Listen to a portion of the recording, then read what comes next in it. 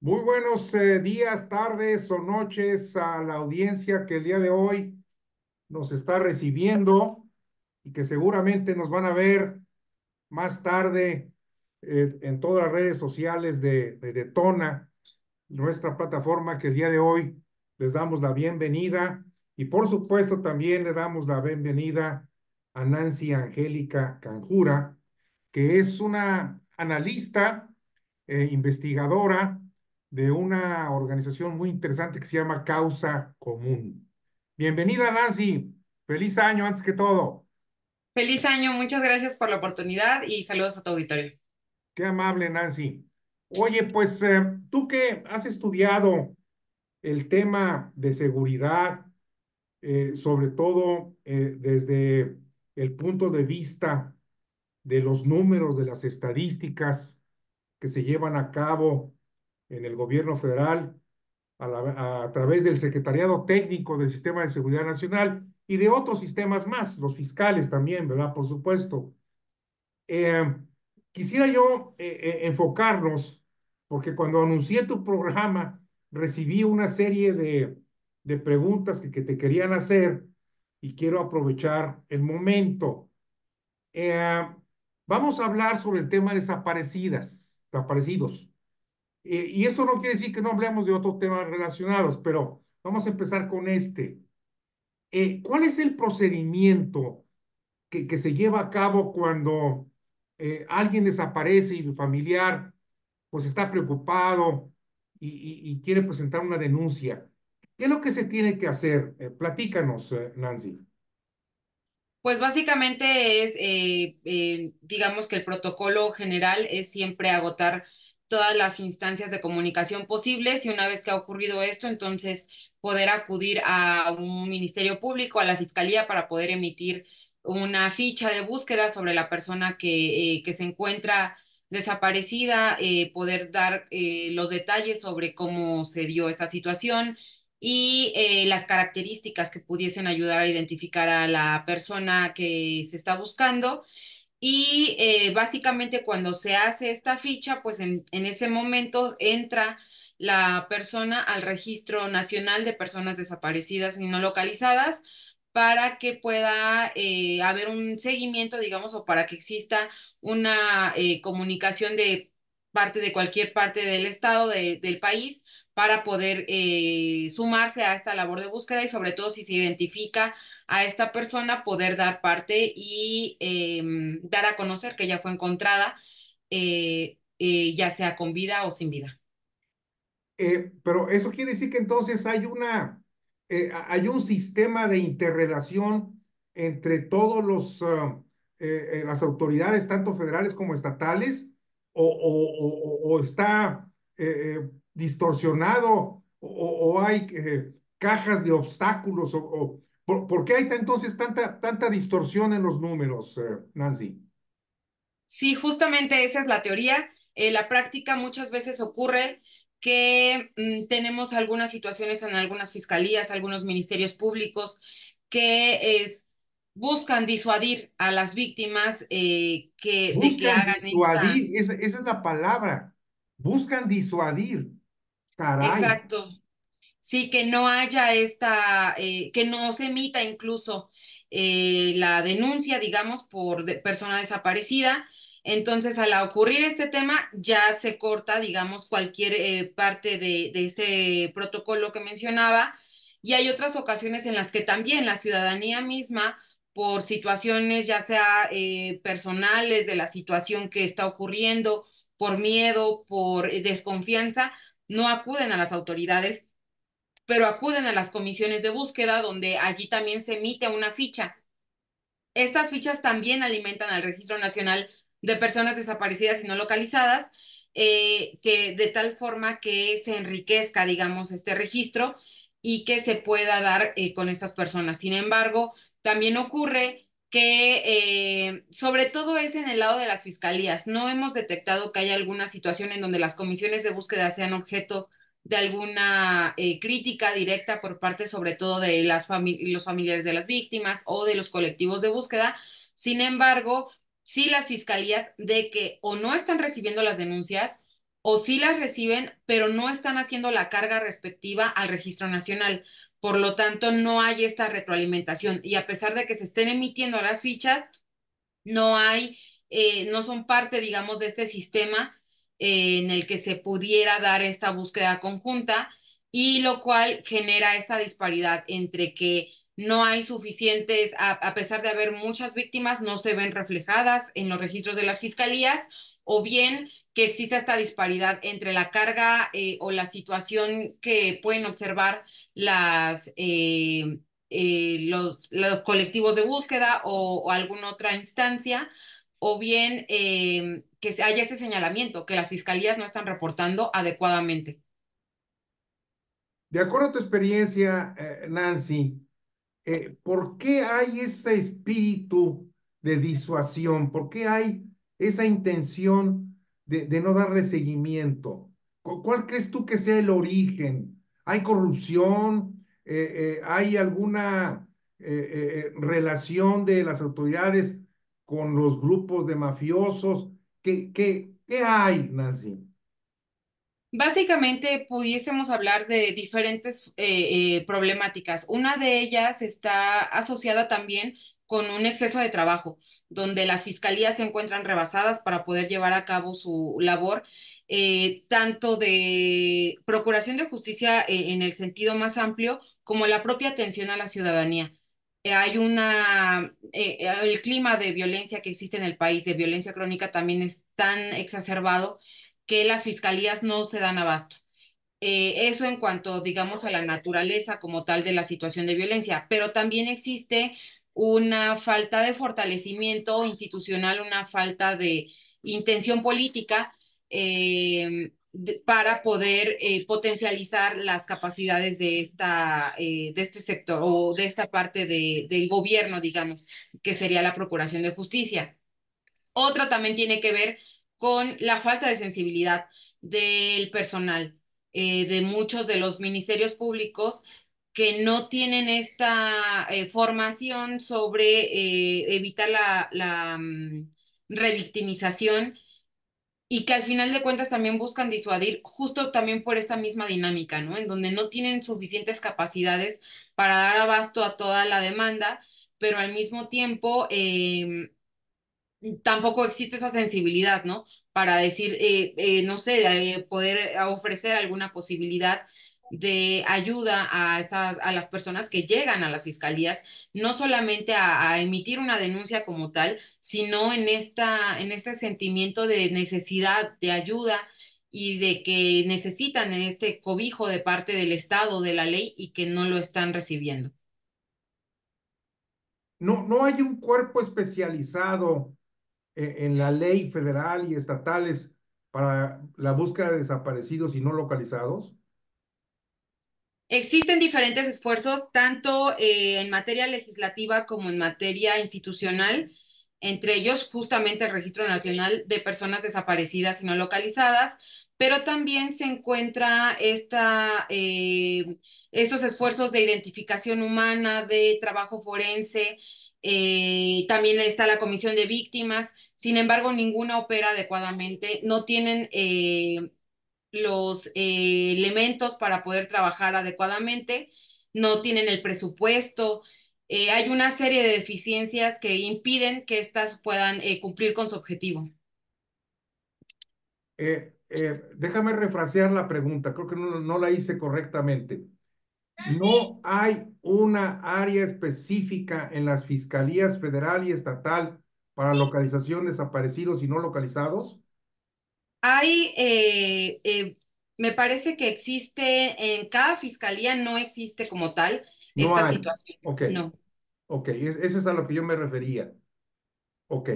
Sí, porque hay áreas especializadas en feminicidios, hay áreas especializadas en robo vehículos, en extorsión, pero en este caso no la hay específicamente. Ok, No, ok. Bueno, entrando a un tema que por eso fue que te busqué, porque casualmente vi por ahí algunos textos tuyos y artículos y entrevistas y todo lo demás. Tú recordarás Bueno, claro que lo sabes. Este, el año pasado, a finales del año pasado,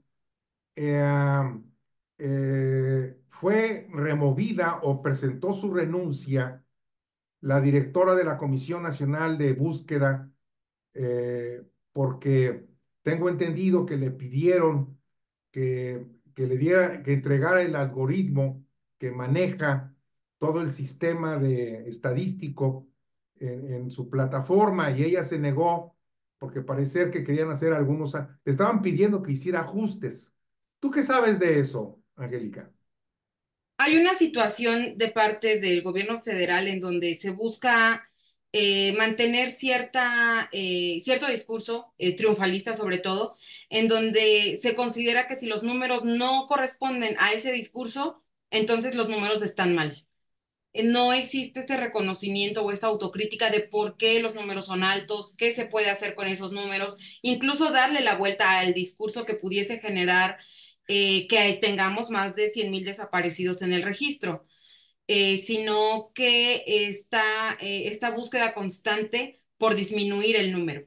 Entonces, en ese sentido, es justamente que a la comisionada se le pregunta si hay posibilidad de que haya un error en estos registros y que por eso sea que no hay eh, que sea tan grande el número, ¿no? Entonces, para que se Para que pueda la atender audiencia esa situación, se ubique, Nancy, perdón que te interrumpa. Estábamos hablando de 111,000 desaparecidos, ¿verdad?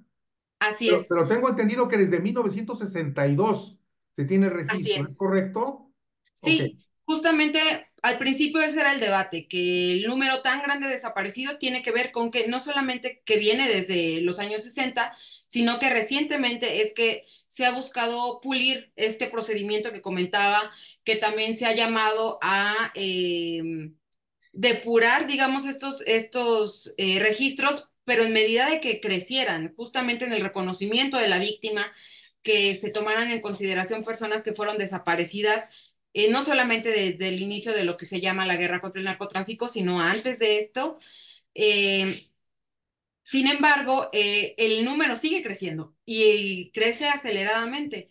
Entonces, allí es donde empiezan los problemas, ¿no? Donde se empieza a señalar que probablemente hay un error. Por algo no se está disminuyendo el número, al contrario, siempre está creciendo.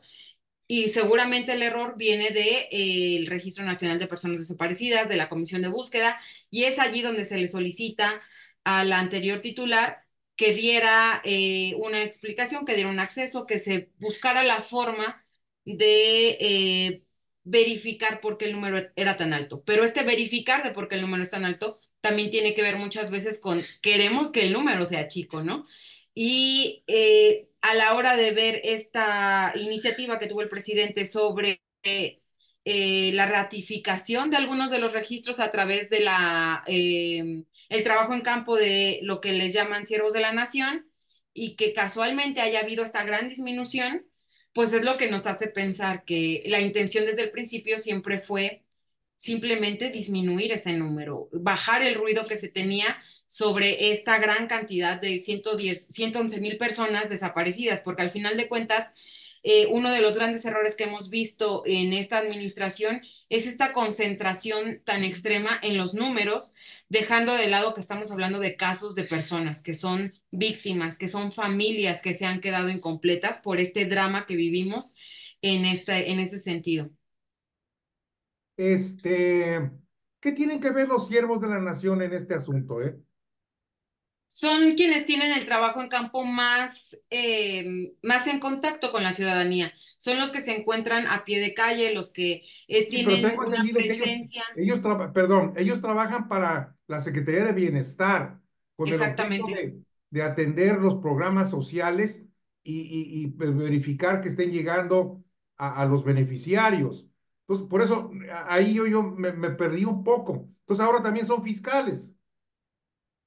Justamente es que ese es el gran problema de cómo se manejó esta ratificación del censo, porque no es un censo nuevo, no tiene una metodología de censo, sin embargo, tenían personal en campo visitando casa por casa, situación que también genera una revictimización en muchos de los casos. Se supone que hubo capacitación en derechos humanos, cosa que no ha sido comprobada, no hay suficientes elementos para ratificar que así fue, y que con ello se quería confirmar quién, de todas las personas que se encontraban en el registro, cuántas efectivamente seguían desaparecidas, de cuántas no se tiene suficiente información y cuántas efectivamente ya han sido localizadas. Y esto nos deja pensando, ¿y entonces qué hizo la fiscalía o qué han hecho las fiscalías estatales?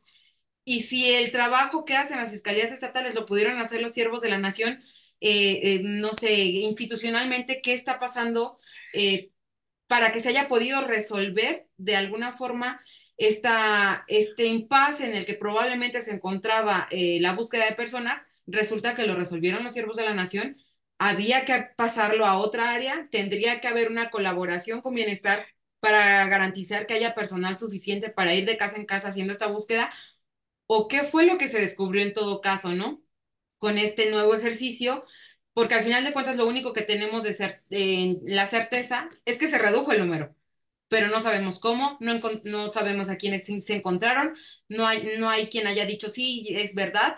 En mi caso es que sí se había encontrado y no se había dado de baja el registro. Al contrario, lo que hemos visto son personas que han denunciado, que incluso han logrado que se aprueben amparos de personas que ya no se encuentran en el registro, pero que siguen desaparecidas. Entonces, que están teniendo aquí un derecho, un atropello a sus derechos humanos, un atropello a sus derechos constitucionales de acceso a la justicia, porque si ya no se encuentran en el registro, pues entonces ya no están siendo buscados. Ok. Como comentario nada más, yo creo que vale la pena mencionarlo. Esto quiere decir que entonces los siervos de la nación usurparon funciones de las actividades públicas en la ley establecidas para los fiscales.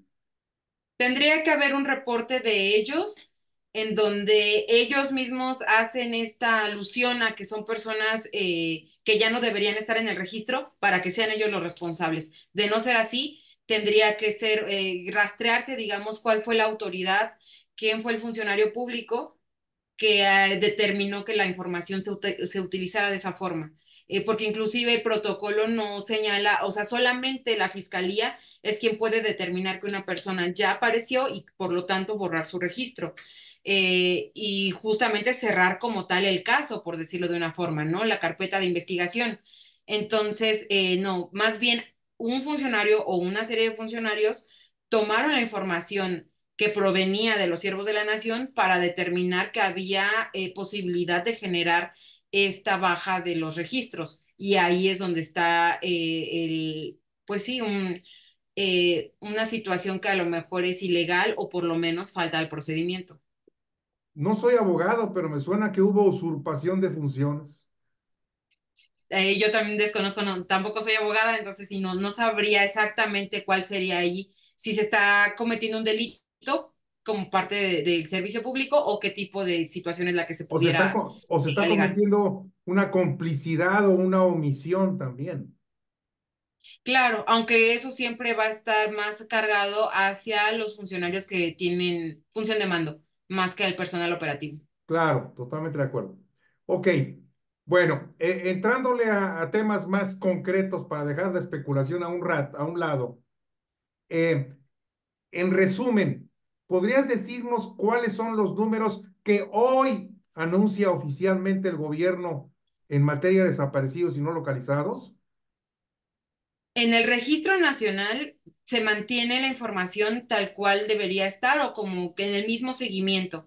Tenemos que a partir de 1961, de noviembre del 61, tenemos 305.501 personas desaparecidas, no localizadas y localizadas, y se mantiene el número de, en este caso, de 101.591 como desaparecidas y 12.568 como no localizadas.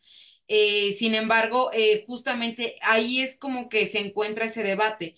La Secretaría de Gobernación ya señaló que no va a haber un rasurado como tal de los registros porque se mantienen, por ejemplo, en la consulta pública del Registro Nacional, pero el tema es propiamente en las fiscalías, qué es lo que está pasando, a quién sí están buscando y a quién no. Actualmente, el último dato que se tuvo del gobierno federal fue de 12.377 personas desaparecidas en lugar de las 111.000. Entonces, allí hay más bien una situación de poca claridad, de mucha... O sea, ya encontraron 90 y tantas mil. exactamente, ese es justamente lo que genera este tipo de movimiento y se hizo incluso en una conferencia matutina, se quiso hacer una profundización sobre metodológicamente qué implica, legalmente qué implica. Sin embargo, pues no, al final de cuentas todos siguen siendo maromas discursivas, en donde lo único que sabemos es que se mantienen desaparecidas estas personas, no han sido encontradas. Y mientras esto no ocurra, hay gente que se mantiene en pie de lucha exigiendo que sí se haga esta búsqueda y que son casi siempre pues los familiares que se encuentran también ya organizados en los colectivos de búsqueda, que son, digamos, ahorita el baluarte de este registro y el baluarte de este protocolo, que al final de cuentas tampoco ha dado los resultados adecuados porque, como mencionaba, vienen de muchísimas crisis, una de ellas también es la crisis forense, en donde México no tiene la capacidad siquiera de identificar los cuerpos que han sido encontrados en una gran cantidad de fosas y que cada día aparecen más. No existe tampoco capacidad para hacer esto. El banco de datos tampoco tiene las actualizaciones adecuadas, no hay la suficiente coordinación. En general, nada del sistema que está previsto que funcione para atender en la crisis de personas desaparecidas y no localizadas, nada funciona adecuadamente. Entonces, esta ratificación, esta situación que quiso hacer el gobierno federal, no solamente no ayuda, sino que termina confundiendo más un sistema que de por sí está completamente revuelto y no es funcional. Eh, Nancy, creo que es importante para la audiencia que tú nos expliques cuál es la diferencia entre desaparecidos y no localizados. Es justamente también esa es otra complicación, la situación de indefinición de muchos de los conceptos que se manejan en la ley y sobre todo en las implicaciones legales que esto tiene. Eh, Básicamente tiene que ver con qué tipo de reporte fue el que se hizo sobre la persona si fue desaparecida, si fue alguien que avisó que iba a salir, pero que simplemente ya no se tuvo ninguna información o que se tuvo una última información, pero su paradero ya se presume, pero no hay una ratificación de que se encuentre allí, una ausencia relacionada con cuestiones personales. Son muchas las situaciones que pueden generar esta situación porque no hay una legalmente sí existe, pero no existe el parámetro de cuándo es una persona que los familiares desconocen su paradero y otra cuando la ubicación como en general es desconocida. Esa es, digamos, la definición que se tiene y así de ambigua como suena, así de ambigua se encuentra en la ley, ¿no? Entonces, eh, digamos que una tiene que ver con la denuncia de un familiar y otra tiene que ver con el propio desconocimiento de dónde se encuentra una persona. Incluso tiene que ver con algún llamamiento que se tenga de una persona y que no aparece por ningún lado, es una persona no localizada, aunque no haya una denuncia formal de sus familiares que la puedan marcar como desaparecida. O sea, el origen de esta indefinición radica en el momento en que presentas la denuncia, ¿verdad? Efectivamente. Así lo entiendo. Digo, si tú dices, oye, mi papá, mi mamá, mi hermano, novia está desaparecida, se registra desaparecida. Si dice mi novia, mi amante, mi compadre, no está localizado, se registra no localizado, pero no hay un parámetro que realmente defina cuál es la diferencia entre uno y otro. Pues no, la ley cuenta con estos dos conceptos. Es la Ley Pero General en lo materia de define el desaparición. demandante o lo define la autoridad. Lo tendría que definir la autoridad, pero pues se define con base en indicios En la, que la autoridad no busca. Entonces, más bien se presume a partir de lo que se señala en la denuncia. ya, muy bien. Oye, Nancy, nos quedan unos cuantos minutos, pero quiero aprovecharlos porque Está muy interesante esto, esta conversación. Eh, Tú al principio decías algo que ha sido un factor recurrente en el gobierno actual, que es el discurso triunfalista, el discurso de aparentar que todo va bien, que todo se está mejorando, etcétera, etcétera. Eh, y yo lo entiendo porque es una forma de gobernar, no solamente en México, sino creo que en todo el mundo, de que siempre tratan de presumir y ponerse medallitas de éxitos, aunque no los tengan. Y en este caso, pues si relacionamos esta conversación de los desaparecidos que ahora ya aparecieron y que no han aparecido, pues está el tema de las inauguraciones de las obras icónicas de López Obrador, la refinería Dos Bocas, el aeropuerto AIFA, el tren Maya, el tren sísmico.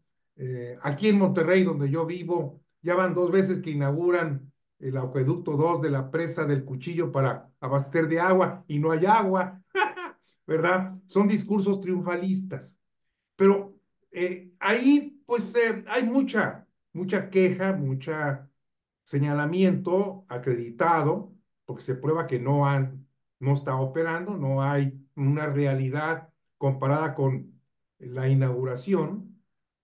Pero en este caso para mí hay un factor que lacera, porque aquí estamos hablando de seres humanos.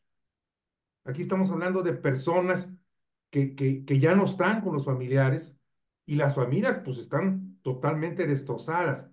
¿Tú crees que hay una falta de sensibilidad del presidente de la República o es simplemente nada más pues una narrativa triunfalista subjetiva? Me parece que justamente esta narrativa ha permeado tanto la necesidad que se tenía incluso de que este gobierno diera estos grandes resultados, sobre todo viniendo de un proceso tan largo en donde la violencia no ha cedido, que se ha dejado de lado toda esta humanización de la violencia. Era una crítica que se tenía incluso desde el inicio de este conflicto en el sexenio de Felipe Calderón, en donde ya se hablaba de esta espectacularización de la violencia y sobre todo de la muerte. Sin embargo, nunca se dio, nunca, no hubo un discurso justamente por parte del gobierno federal que pudiera traslaparse para empezar a humanizar esta situación y en gran medida puede ser porque no era no convenía, ¿no? Para la imagen del gobierno, no convenía para los fines de gobernabilidad y estabilidad. Y actualmente se mantiene esta situación, ¿no? Con este afán de mantener la esperanza sobre lo que ellos denominan cuarta transformación, el discurso está por encima de las víctimas, está por encima del dolor. Incluso podemos ver un poco esta situación en donde nuevamente se está replicando la hipótesis en donde cualquier persona que fue víctima de una muerte violenta por disparos de arma de fuego, en alguna situación de una fiesta, de un bar, este tipo de lugares, se asocia directamente con cualquier vínculo que pudiese haber tenido la víctima con la delincuencia organizada y eso genera también esta criminalización de las víctimas en donde se pierde la empatía, se pierde la capacidad de nosotros, incluso como sociedad, de nosotros como mexicanos, de sentir esta condolencia con las víctimas, porque decimos, bueno, quién sabe en qué andaba. Y es una situación que reproduce el presidente. Y entonces esta denostación que se tiene muchas veces con tal de embonar todo en el discurso de que todo tiene que ver con el crimen organizado, no está, más bien está apoyando esta estrategia de solamente concentrarse en el número, en el dato y dejar de lado a las víctimas, ¿no? Entonces, sí se está generando o se sigue alimentando esta falta de empatía y esta falta de humanización de lo que es un problema tan cercano a todos y que pareciera que sí, efectivamente, el presidente no está teniendo esta consideración por las víctimas porque también está más permeado por la necesidad de este discurso que por una autocrítica real de los resultados que ha dado la estrategia de seguridad que nosotros consideramos desde Causa en Común, que como tal no existe una estrategia, eh, se basa más en esta necesidad imperiosa de mostrar con números, sean estos reales o falsos, que las cosas marchan bien. Pues muy interesante definición, claro.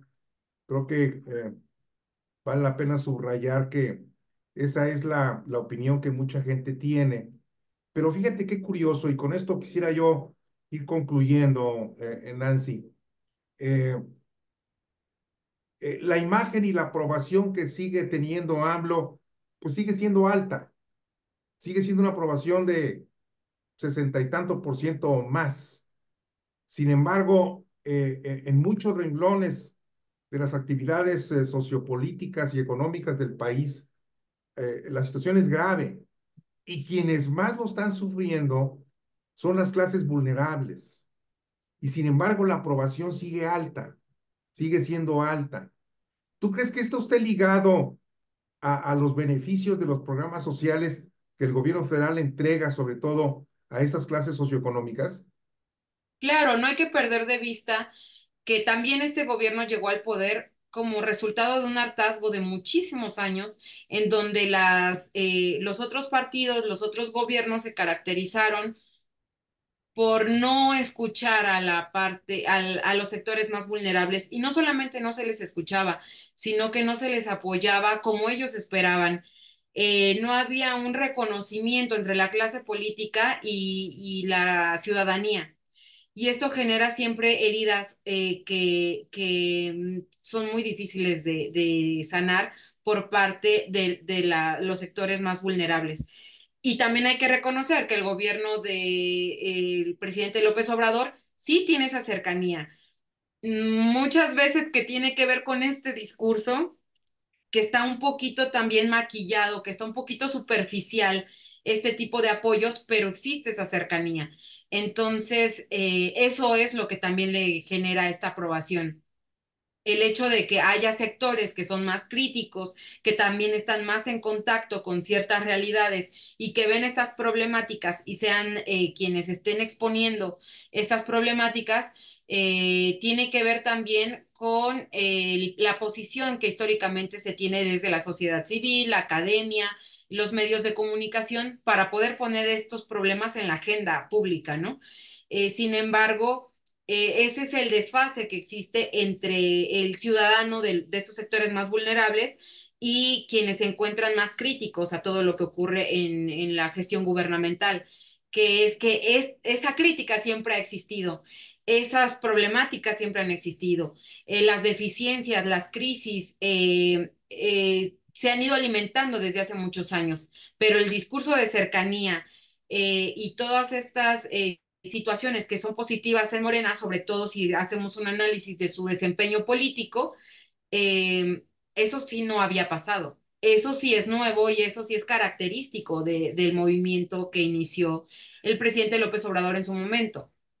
Entonces, al final de cuentas, sí tenemos más de lo mismo en muchas cosas, pero en otras donde había grandes deficiencias, grandes omisiones, sí se está trabajando. A lo mejor de forma superficial, no sostenible, porque también esto es lo que ocurre también con los apoyos sociales, ¿no? Que Claro, generan erogaciones tan grandes que no son sostenibles en el tiempo, pero que hoy por hoy sí son un factor determinante para que la población sienta esa cercanía y sienta ese reconocimiento de todo aquello que el Estado le debe a estos sectores. me gustaría cerrar con lo siguiente, Nancy. En lo personal, es una opinión de tu servidor. Yo creo que la soberanía nacional del pueblo está cooptada. Está cooptada por la pobreza, está cooptada por la falta de educación, está cooptada por la brecha tan grande entre pobres y ricos, está cooptada inclusive por la falta de opciones de mejores trabajos y mejores sueldos, está cooptada inclusive por la diferencia de desarrollo económico en las diferentes zonas del país. Entonces, creo que la soberanía nacional no existe, más bien está en manos de los políticos. Efectivamente, mientras exista necesidad, esta necesidad tan grande o estas brechas de donde hay grandes sectores de la población que no tienen la posibilidad de solventar sus necesidades básicas, la democracia se vuelve también una situación inalcanzable, sobre todo en estos grandes términos de participación ciudadana, de involucramiento, de participación en el diseño y evaluación de las políticas públicas. Es imposible poder involucrarse en la cosa pública cuando lo que se quiere es tener algo para comer hoy, para que los niños puedan ir a la escuela, para que puedan tener medicinas, para que puedan tener una consulta médica cuando se sienten mal. Entonces, sí, es la gran falla que tenemos en el sistema capitalista como tal en el mundo y que en México lo vemos reflejado en esta, sí, soberanía cooptada, como bien lo señala. Me atrevería a decirte que en todos los sistemas político-económicos es lo mismo, fíjate. Sí, no tenemos No lo pruebas puedes de que haya etiquetar algo mejor, en un solo modelo, ¿verdad? Bueno, efectivamente. Nancy, pues aprecio de veras mucho tu generosidad, tu tiempo para compartir todas estas experiencias y conocimientos que tú tienes.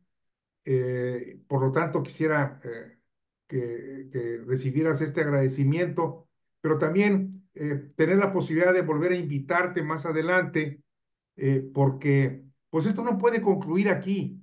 Vienen las campañas y tiene que haber propuestas, y yo, para mí en lo personal, insisto, este es un tema que tiene que estar en la agenda de la propuesta del próximo gobierno. Claro, tenemos esta, hasta este momento, con las precampañas, tenemos esta gran deuda, donde claramente dicen, bueno, por un lado se señala, necesitamos más seguridad. Sí, claro que sí, Pero siempre, todos. Y por el otro lado, este discurso triunfalista de todo, hemos disminuido todos los delitos, todo va muy bien, lo vamos a replicar. Cuando también vemos estas omisiones, vemos fallas en los conteos, manipulación, posible manipulación de información, entonces es necesario que pongamos el dedo sobre el renglón para que tengamos propuestas reales y veamos cómo podemos arreglar esto en conjunto. un abrazo, Nancy, seguimos en contacto, muy agradecido. Muchísimas gracias a ti, saludos a tu auditorio. Gracias.